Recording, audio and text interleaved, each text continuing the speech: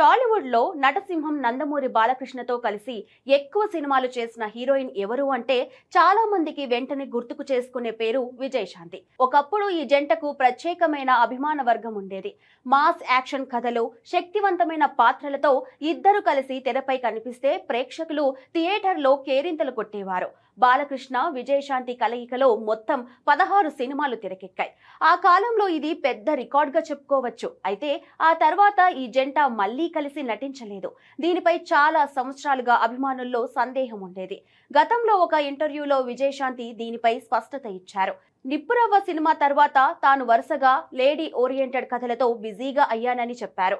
ఆ సమయంలో తనకు వచ్చిన కథలన్నీ మహిళా ప్రధాన పాత్రలే కావడంతో బాలకృష్ణతో కలిసి నటించే అవకాశాలు తగ్గిపోయాయని ఆమె వివరించారు. అంతేకాకుండా బాలకృష్ణతో తనకు ఎలాంటి విభేదాలు లేవని కూడా స్పష్టం చేశారు.